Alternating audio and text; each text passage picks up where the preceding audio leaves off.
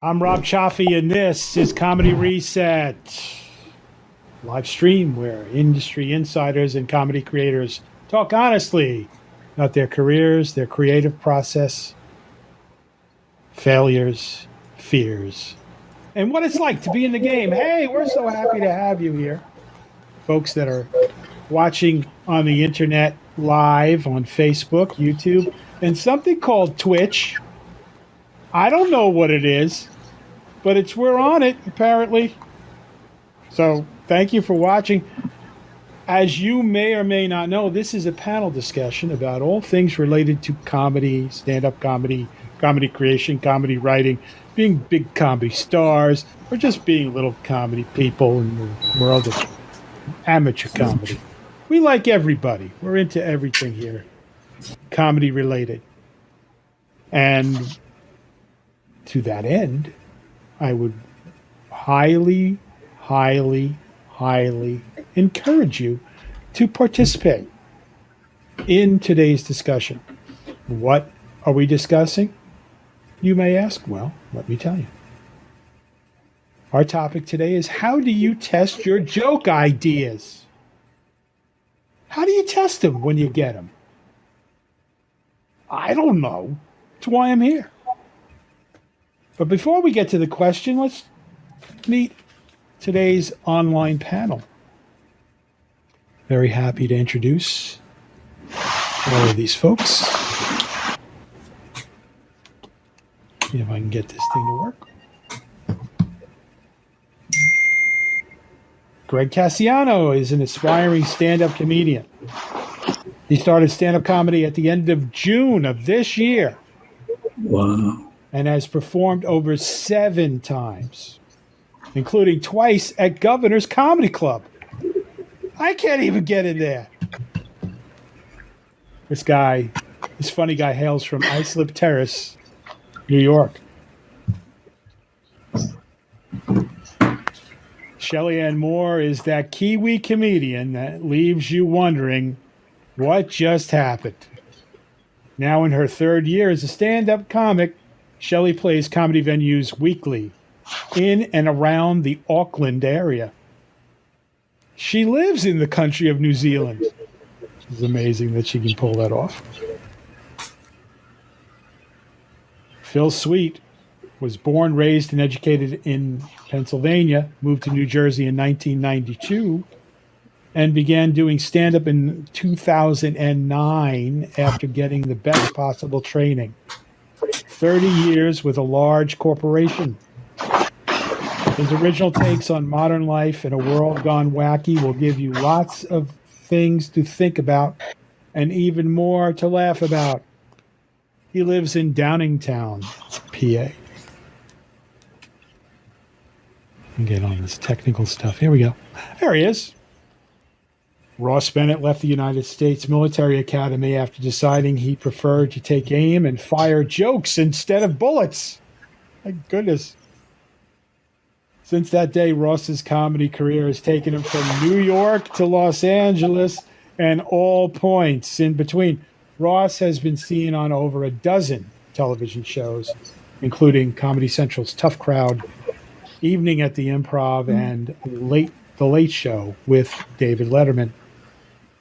His full-length dry bar comedy special has been viewed millions of times. Ross resides in Troy, New York.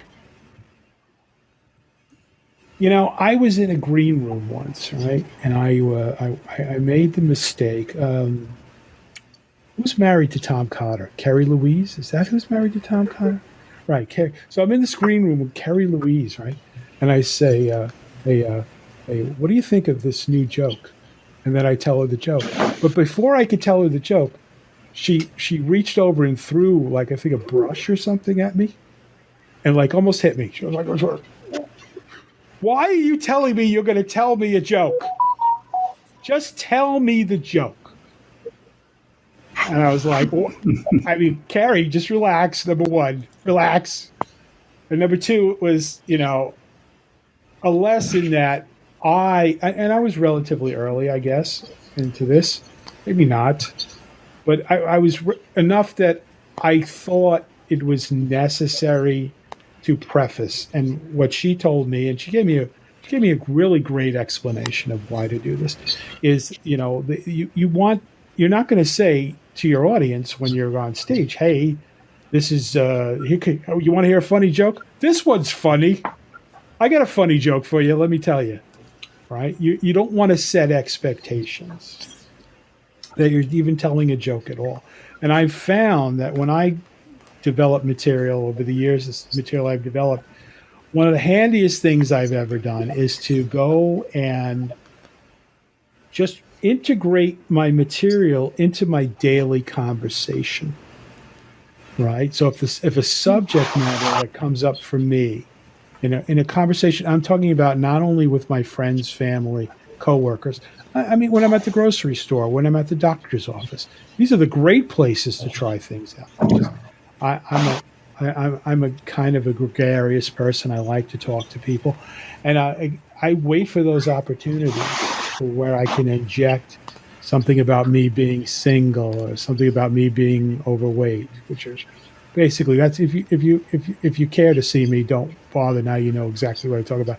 But I put those things in a conversational way, and I can usually tell that's going to work if I've done it that way. It doesn't always work that way, and there's always some sort of processing that goes on afterwards. Obviously, I write everything down. I'm a little like Seinfeld, the Seinfeld model. Every word is written down, and I try to do it word for word when I perform. But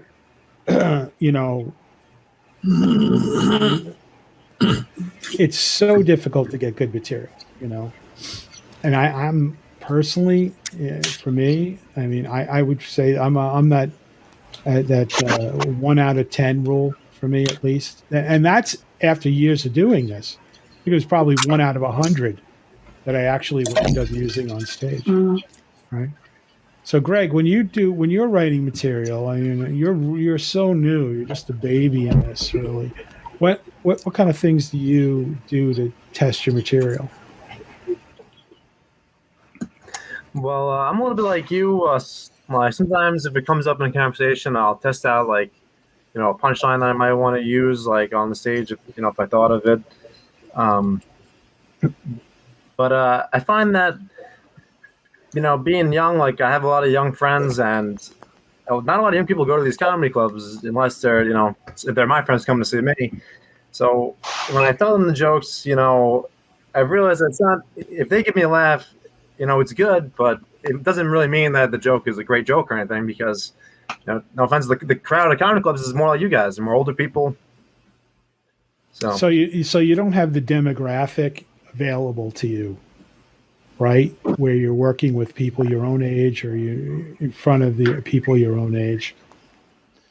And that'll probably change, by the way. Not every comedy club is a bunch of 50-year-old people, filled with 50-year-old people. It just happens to be where you're at right now.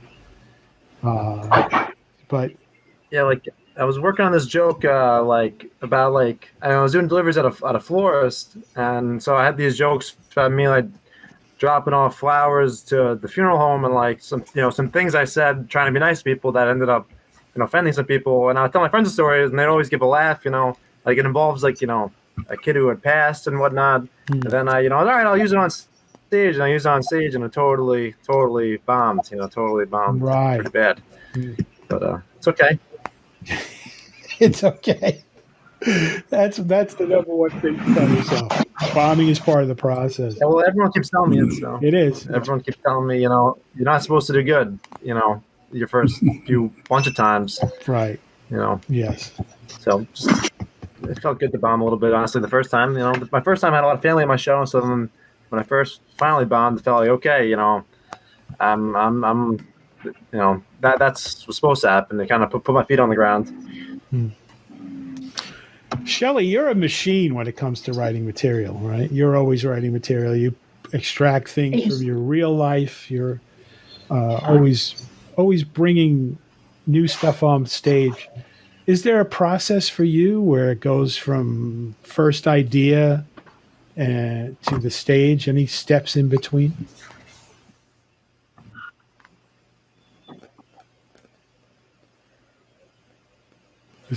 Absolutely, I write jokes over and over again. What I come up against is I have like 7 or 8 jokes going at once in my head. So, I've got too many going on. So it's just really focusing in and going back to it, and then coming back and going back. But what I do now is I also add lib on stage. So I have an idea and a premise, and then I just, like, especially at open mics, I'll just go off on a tantrum and start talking about weird stuff like men being pregnant and how that would look, and start harvesting sort of ideas. But, there's a joke I thought of yesterday that I haven't used for 4 months to do with room freezing. So I've gone back to that and I've started writing lists. And, and I'm always, like, there's a wine bar I go to quite often, so I'm trying it out on the patrons there, the regulars, and always getting ideas. Bridge interest groups. So, yeah, I'm similar to you, Rob. I'm constantly, or people come up to me and they have ideas, and I start writing in. But, yeah, for me, it's really settling in on one idea. So a lot of my jokes that land are jokes that I've had for months, and they've just become ingrained in me. Right. And a lot of the newer ones take 2 or 3 times, or sometimes 10 or 20 edits. And I've had jokes that have been edited 50 times, got to now. Just, allowing it to evolve. So you're, Yeah. so you, and I got fired from my first job. right. Okay. Well, there you go. And We're doing comedy. right. So Yeah. we got like a satellite feed delay. I feel like I'm on CNN. It's pretty funny, actually. So Shelley, you're doing like what you mentioned. You go down, you hang out at this pub, and there's regulars there that you'll try the material on, and you're also part of a card playing club that I know, a bridge club, and you'll kind of sneak material in those conversations, right? Okay, yeah. Yeah, and a lot of those bridge players give me ideas, just really, really good ideas. I've got 3 really good jokes I've got from them, and I've gone away and I've just, extracted it, Right. made the lists, taken it to the stage. Yeah, so I'm becoming more comfy with ideas and going on stage now. Okay. And looking for more. All right. Yeah. That's awesome. Phil. Yes. Okay. I just wanted to make sure you were animated. I'm awake here, yes. Just check. I have always been lucky in that I've always been with a group of some sort. When I first started, I met people who we were all taking lessons from the same person. Mm-hmm. And in a couple of months, we got together and formed a group with 4 people. So we would get together and I would have those people to bounce stuff off of. And I think that's really important. So, you sort of have to get used to who you're trying stuff out on. Mm-hmm. Our teacher always said, never, never, ever, ever try stuff out on your family, because you won't get a good reaction from them. Either they'll laugh just because they think they're supposed to laugh, or they'll have the attitude, oh, there goes Phil again. More of his stupid stuff. So I don't try it out on my family. But that's the advantage of the group, is try it out on them. And then, with your group that you have online, it's so fantastic because you can try stuff out with them too. So it's kind of about a 5-step process, I guess. You come up with a joke, try it out with your small group, try it out with a writer's group, take it out to an open mic, and then try it for real in your stage set. Mm. I'm very lucky to have one open mic where they actually get 20 or so civilians, if you want to call them that, people who are just there to watch and listen. So it's not like you're just talking to a bunch of comedians, because that can give you kind of a misleading reaction too. Ross, do you have a process when you're developing a new idea? I can tell you where I'm at, right? What I do now. Okay. Which is because basically I'm basically interested in going out and doing work, and I have my act, and I go out and I do my act, and I have a choice of maybe an hour and a half of material that I can choose from to put together whatever my show is going to be for that night. And if I have something new, I have the luxury of I'll put it into the show. Okay. And I'm able to feel rather confident doing it.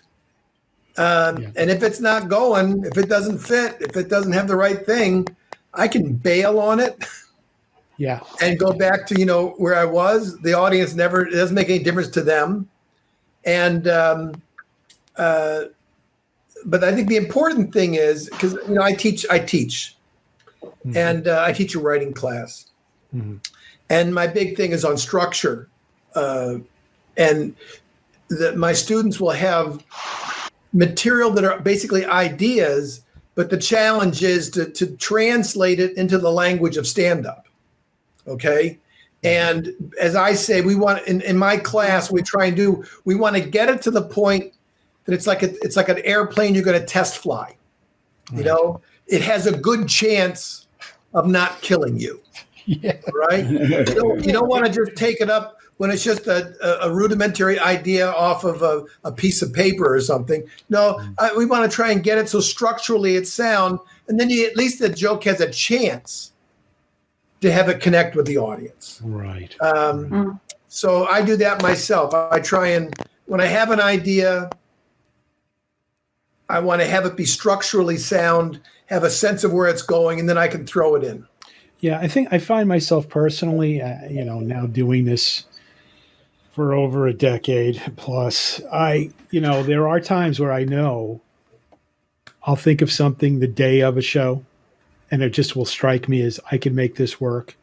And I have the confidence in my abilities to write a joke and understanding the structure of a joke that I don't really need to do much testing. And again, it's that crap sandwich, right? Where you can take, I know this material works and I know this material works. So if I throw this in between, I can always bail on it and go right to the material I know works.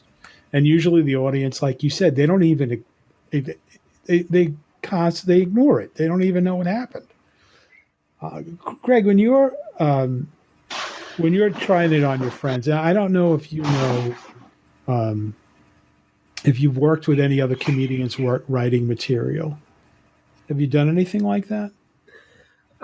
No, but I've watched some videos, and I think I kind of have a basic understanding of the structure. Like, you just can't. There's got to be like one line where I set it up, and then when I say this, they're gonna laugh right after that. I always try to set it up like usually when I write down an idea, I might think it's funny. I'll just write down whatever I can about the subject, and then I'll just try to cut it up like you said, like with some structure. Like I'll think I'm walking the audience up to the cliff, and then hopefully the next line I'll push them and they'll land on the other side. Or if I'll push them and they might fall in the rift, they might not make it. And if that but it's at least I bring them to the cliff, and then whatever I say after that, it's either that's what I try to think about, building up, and then this the left turn.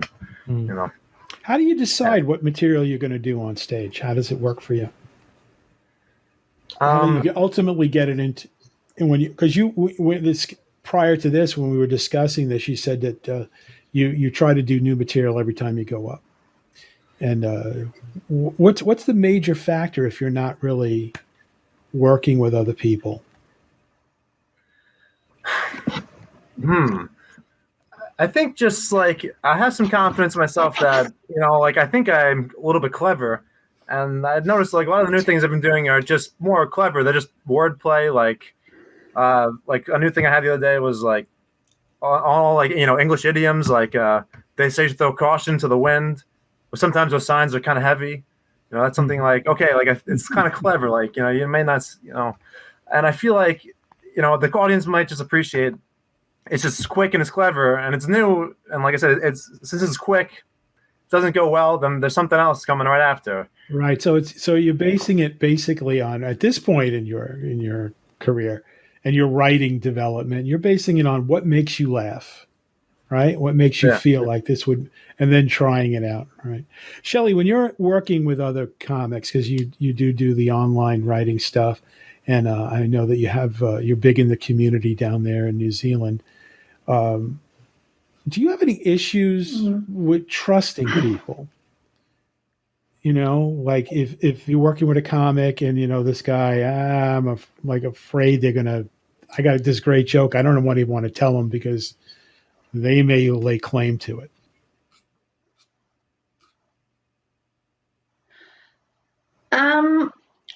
Not so much. I started out kind of alone in New Zealand, and then I found your group. But what I've found after being involved in the community is the comics I work with, we have a natural respect. It's and a lot of my jokes have evolved more from working with you, your group, and other comedians. When I think about it, they've really brought something to it. So I have I have like my group of comedians, and the workshops I go to normally are it's like a vibe really. I kind of know where to go now and what to do. And it's an unspoken rule in New Zealand not to take people's material or, to copy others. Mm-hmm. It's really quite taboo, really. Yeah. I think that in the comedy world, that's relatively universal. You'll get a lot of trouble if somebody suspects of you using their material, especially at a professional level or in some sort of setting where you're going to be making money off it. Phil, I'm curious about this group you started with. Do you still talk to these people? Oh, yeah. Yeah, we became good friends. Everybody was over 55 years old when we started. So we call ourselves the late shift, figuring that. And one of our teachers said that she really believed that the older community, 55 plus, was an underserved area in comedy. That so many of the comedians are young and hip and snappy, and boomers have just a slightly different taste. So I've been working on that since, try to get into that demographic. But yeah, I still talk to them. But not all of them are comedians now. Some of them have stopped doing it. No, the teacher I talk to her pretty regularly. Mm-hmm. The other ones have sort of gone by the wayside for one reason or another. Right. When you have an idea, do you ever go to that teacher and say, hey, look, what do you think of this joke? We talk every Tuesday at noon. So I'm constantly, that's one of the things we talk about is I'll run something by her. And we have a similar mindset. We kind of think alike. So I get a lot of good input. All right. So you got that Tuesdays with Maury thing going. Yeah. Good. Yeah. Very good. Ross, your students, man, are they, what levels of comedy students do you have? Are you working with brand new beginners? Or are you working with people who have been around a while? The gamut, Really? I got people who it's their very first time. It's a bucket list kind of a thing. Sometimes they're really interested in starting out. And then there's others who are actually out there doing shows. Okay. And everything in between. And what do you think what's the biggest challenges for the various levels of experience? They're trying to find places to get up and perform. Oh, sure. And it's brutal. It's not the way the world was when I started. And I was very fortunate. I had a lot of stage time early on, and so that was never an issue for me. And open mics were not something that I was particularly even aware of. Any open mics that I was aware of when I was starting out was in a church basement, and it wasn't like it was an audience of comics. It's an AA meeting, really. Some guitar players and a couple of comics, and somebody did poetry or whatever. So, so I developed a technique, and where I get them to do it in class, and it's a repetitive technique, where I will have them. I'll have them do the joke, and then you can hear, and I always coach them at the beginning that this class isn't about laughs. You might get a laugh the first time you do it. But it's not about that. It's about structure. And so, and then there'll be a word off. There'll be something that's not quite right about it. And I'll say, well, try and make this adjustment. Try it again. Okay, try this. So, change it from first person to second person. Change it from the present tense to the future tense or the past tense. And keep playing with it. And they can run a joke with me over the course of 5 minutes. They can maybe run it 10 or 15 times. Right. Okay. And through the course of that, we can figure out how do we get it in that position. Like I say, where at least you can take it up now and test fly it. Yeah. I find in my writing group, this is the biggest challenge that I have. We give each person about 10 minutes, right? Between 8 and 10 minutes. And what they'll do is they will bring in a bit, and they will go through 7 or 8 jokes. And it's got to the point where I say to them, listen, when you come in, all you're going to do is work on one joke. Yeah, that's all you can do. It's all you can do in 10 minutes. I mean, even 10 minutes. You should spend, your Seinfeld, you spent 2 years on one joke. But it's that amount of time, you need to be very disciplined with that idea. I have to push them to the idea that a bit is something that's made up of many different jokes. And each of those jokes have to structurally stand alone by themselves. Okay? Maybe part of the setup is what was done in the line previous. Okay, you don't have to repeat that. But structurally, they each have to be there. And so it's like they always got this big thing. And I'm saying, no, let's find one line. If you can spend 6 weeks with me and you can come out of this with 1 or 2 lines that you can live with confidence that you're going to be able to take them up and always get a laugh. Yeah. It's gold. It is. It's everything. It's like that guy in Seinfeld. He goes, it's gold, Jerry. It's gold. It's gold. It's gold, Jerry. It really is. You want those lines that always work. Right. That's what a professional comic is somebody who you have confidence that what you're doing is going to work and the audience does. Yes. Before the show, I was talking to young Greg here, and he was telling me, I didn't realize it was so repetitive. I didn't realize I'd be doing the same things every show. And I'll tell you, you know what? It is gold. And the jokes that I do that I've been doing for 10 years, 15 years, there's stuff that I do I know works and makes me money every time. That's why people hire me, because I really refine that material. Go ahead. I tell my students, I try and get them to write personal material that they think is funny. I said, if you're a professional comic, you're going to be doing some of these jokes for 10, 15, 20 years. You might as well have it be stuff that you enjoy, that you believe in, stuff that makes you feel proud. Okay. And that when you tell it, because when you're telling it on stage, you may have told it 100 times, 200 times, but in that moment as an entertainer, it is fresh for you too. And you don't want to be putting something up there that makes you feel dirty. Right. You want to have something up there that makes you feel happy, that makes you feel good, makes you feel accomplished. I used to watch Leno when I started out like 40 years ago. And, his act always was fresh and it was 99% always the same material. And you could tell he was having a good time doing it. Yeah, there's a key to it. That's for sure. All right. We're going to take some questions from the audience. But before we do, we need the audience to ask us some questions. So get in there, folks. Let me get myself so you get a better view of my facial expression. Get in there and type now. Type the questions. Type them.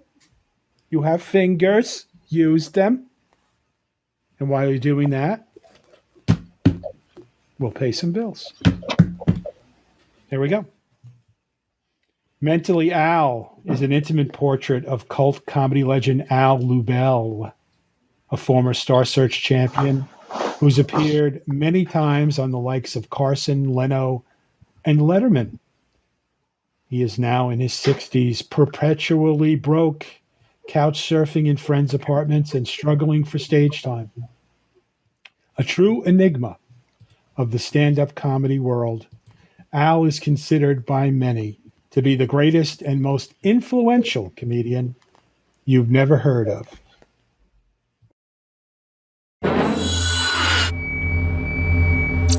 The $100,000 comedy champion is Al Lubell. My next guest started out actually as a practicing lawyer before going into stand-up comedy. Would you welcome Al Lubell? Al Lubell. Al Lubell. Al Lubell. Yes, my name is Al Lubell. Al Lubell. My name's Al. Al Lubell. Al Lubell. Al Lubell. Al Lubell. Al Lubell. Al Lubell. Al Lubell. Al Lubell. Al Lubell.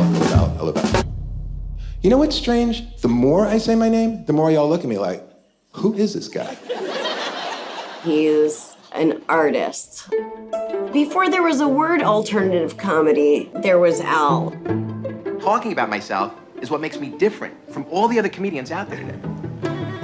Because if you notice, they almost never talk about Al Lubell. Comedians know that Al is crazy funny. And then I think comedians also worry about Al because you could tell he's going down some wormhole in his own mind.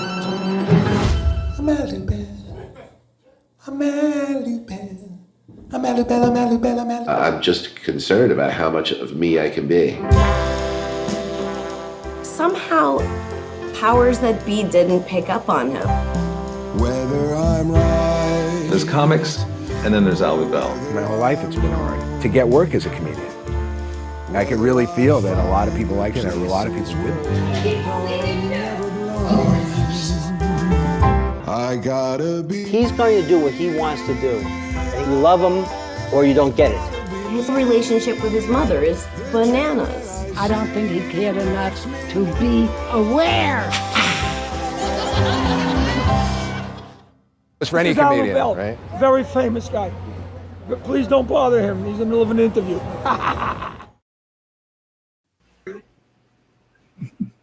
Mentally Al premieres on Amazon Prime Video, Apple TV, Spectrum, Google Play, YouTube, and more. Tomorrow, August 24th. Don't miss it. I love that they had him sing My Way. Nice touch. Nice touch in the trailer. All right, kids. Let's check the chat out. Look at that. We got a whole bunch of enthusiastic resetters putting their opinions out for our panel, and let's see what they're saying.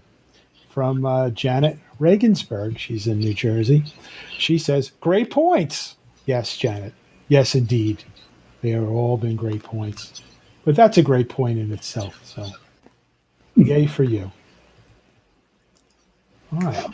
Janet has taken my class. You think so? Janet Regensburg? I think so. I know so. I'm looking at my list of all the 300 people who have taken my class. She's taken it. She's like this 22-year-old bombshell-looking chick. No, she's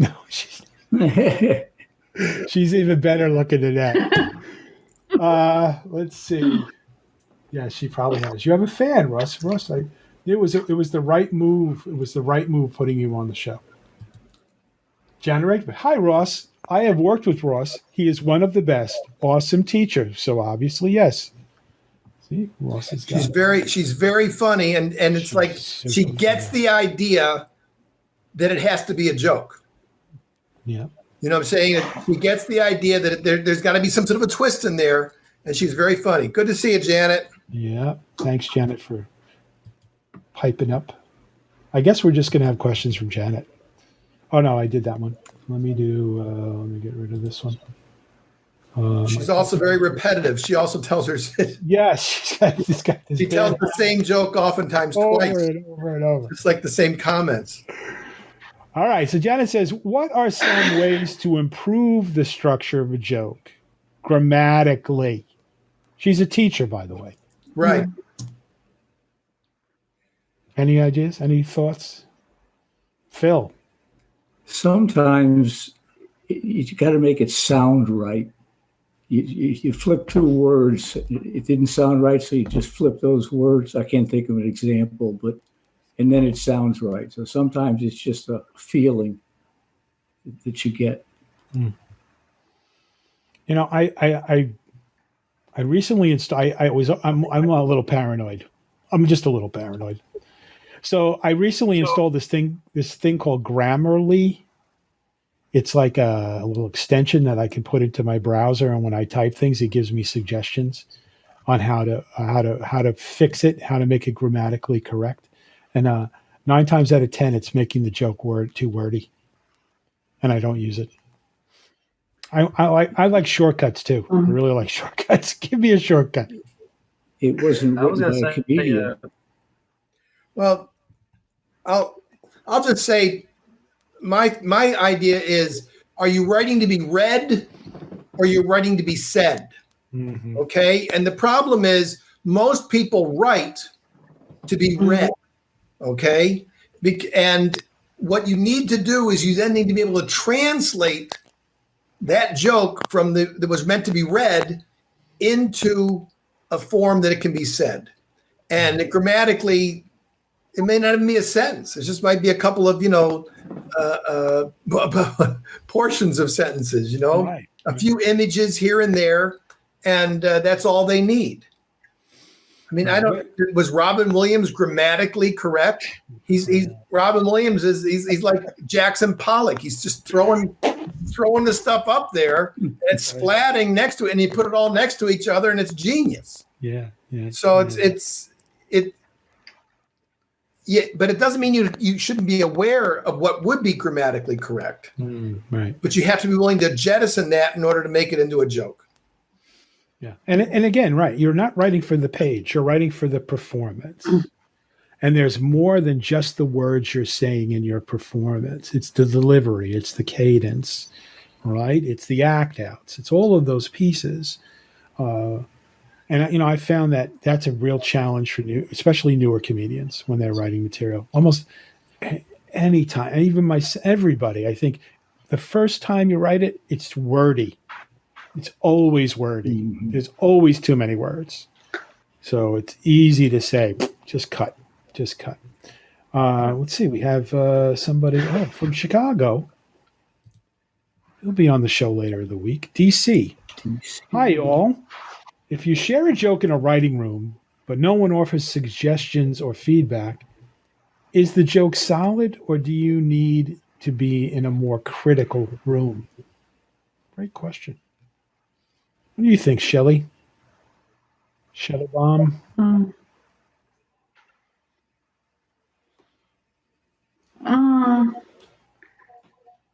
What do I think? Yeah, you're on it, Pat. I reckon you should try things out a couple of times, but normally if you're in a writing room and you don't get a reaction, there's something not quite right about it. Mm-hmm. If you're with other comics. Mm-hmm.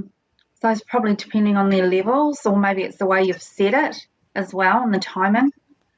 Like I've had jokes I've said and then I've gone away and I've leaned into them and had timing, and it's worked, but it hasn't worked in a writing room. But it's worked on stage. It's had the energy. So I think part of it, part of it is the expectation you have when you bring something into a room, right? If you're expecting people to laugh at it, or you're expecting people to like it, or you're expecting people to hate it, and you don't get any of those reactions, that's really not the right way to approach it, right? And again, to go to Ross's point, you're never really going to know how good the joke is until you get it in front of an audience, but you can analyze it structurally. You can come to somebody and say, hey, look, I like the way this setup sounds, but the punchline, I think there's something wrong with the way I've got the punchline. And usually it works. It's usually obvious things. You're not ending on that the funny word, and that's that, or it's too wordy and all that kind of stuff. Phil, do you have that? Have you had that experience where you brought something into a writing room and you got nothing from it? Folks, yeah, when you can get everybody in the writing room to laugh, it's gold. But when you get nothing, you don't know what it means. Does it just mean that it's not funny at all, or they liked it and just can't improve it for you? All right, let's go to Ziggy Susser. This is a question for Ross. Ross, before you had the luxury of trying new jokes out at venues between great stuff, how did you test out new material? Well, just to be, I know Ziggy's another one of my students. It's I don't feel what I have as a luxury. I feel that it's a right that I've earned. Okay, that being the case, I was able to get stage time in situations that didn't require the kind of response or the kind of consistency of the laughs. And I could work them out on stage. Right. You know, I worked at, I started at the Improv in New York, in Los Angeles in the early 80s, and at the Comedy Store. I lived in Chicago for a while, workshops there. I mean, when I first started doing this, someone said, I'll put you up on stage 10 times a week, but I can't pay you. And I dropped out of school, sold everything I owned, and I was up there within a week. No kidding. Okay. This is in Los Angeles? No, this was up in Chicago in 1978. And by the end of 4 months, I had a 15-minute act. I'll bet you did. 10 times. You said 10. 10 times a week, right? The guy said 10. Yeah. Wow, that's amazing. That's amazing. All right, so Kevin Carrier, who's been a panelist on this show, how often do you go back and punch up old jokes? How do you determine when a joke is, quote, finished, unquote?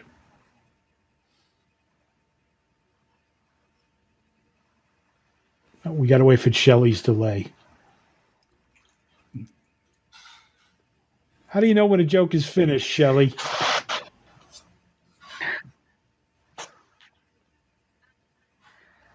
When I've tried it 3 or 4 times and it's bombed, and there's nothing there.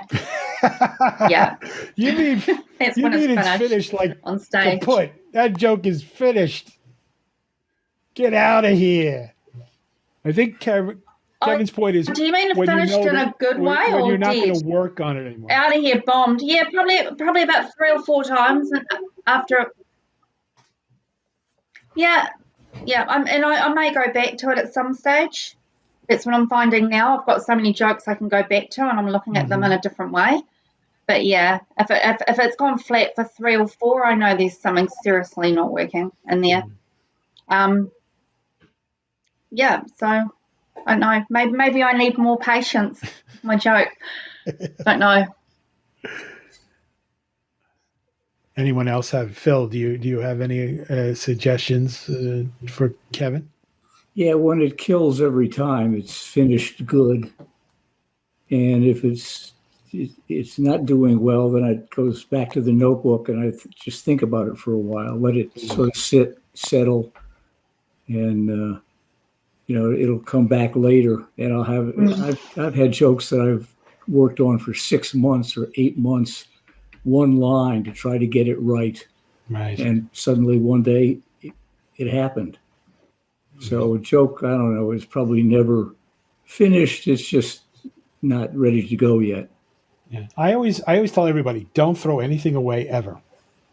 Even if it doesn't work, if you initially thought of it and it might be funny, keep it somewhere. And we talked in a previous episode about people, how they organize their material, and told the story about the comic that had, 5,000 legal pads with material, everything he'd ever written. And that's Seinfeld, right? Seinfeld's book, that's what his book is. It's stuff that he'd been writing over the last 45 years.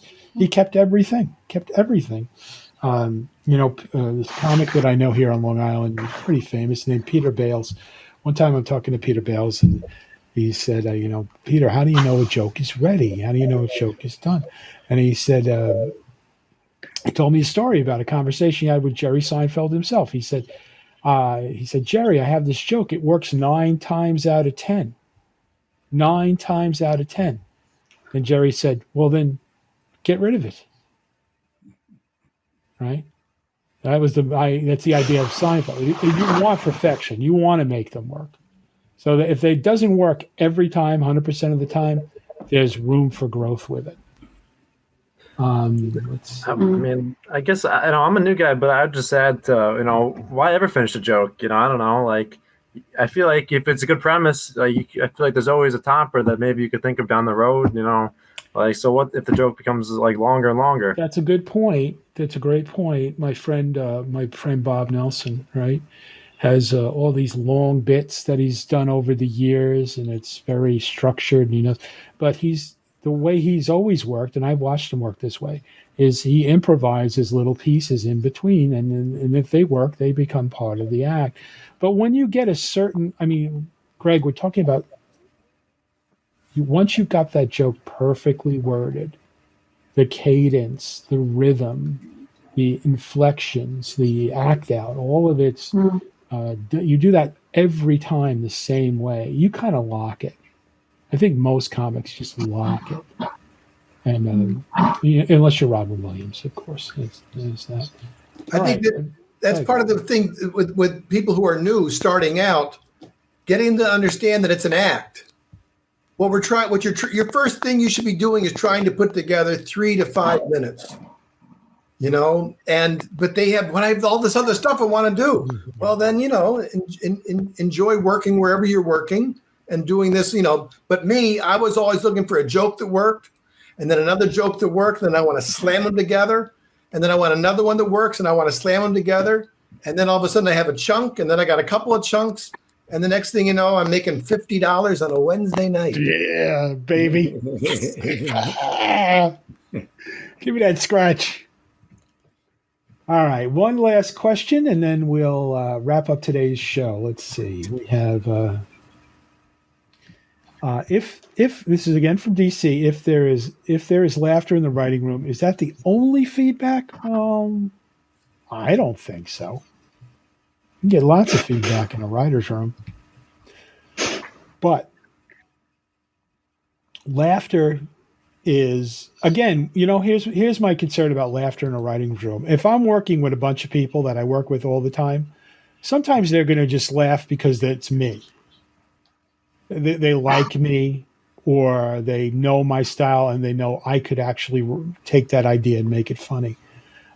Reality is those writers' rooms, the ones that I've been running, and the ones that I've also on the internet, and things like Ross runs, critical feedback is important and should be part of the process for everybody. If you're there working in a writer's room, not only are you there to work on your material, you're there to help other folks, right? So my 2 cents on that is, yes, laughter is great, but it's not necessary. And it's certainly not the only feedback you should be looking for in a writer's room. Rob, can I put in a quick pick for taking courses like Ross's? It's so important, especially when you're starting out, is to get somebody that's a master like Ross. I've taken 5 or 6 courses with various people, unfortunately never Ross, but you can always tell somebody who's taken a course. Somebody's getting a discount. Good. Yeah, you can always tell somebody who's taken a course and somebody who hasn't, because the person who took a course is so far ahead. It's just, I would. Well, that's interesting. Is that those are excellent points, and I would again highly recommend. Ross not only runs 6 week. How long is your course? 6 weeks, right? Yeah. Now? But you also do private consultation, right? My website, you can find out about me on standupcomedycoaching.com. There you go. But the other great thing about students is there is that point when you're working with someone when they don't need you anymore. Mm-hmm. It's like the training wheels are off and they're flying. Mm-hmm. And that's a great thing to be able to see, So. All right. Well, I want to thank my panel today, Greg Cassiano, Shelley Ann Moore, Phil Sweet, and of course the great, awesome Ross Bennett. And I want to thank you. That's right. All 6 of you, which really you were in the double digits for a while, but I made the mistake to say the show was over before I did this part. I have to find the thing I'm going to read. Well, thanks for watching.